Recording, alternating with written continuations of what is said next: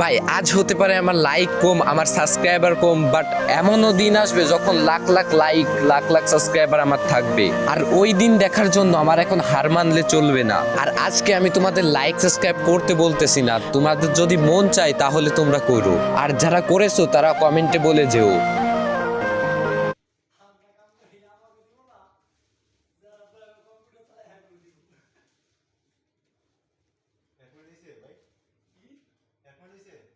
এক মিনিট, হ্যাঁ, না হয় না, 1 মিনিট, হ্যাঁ।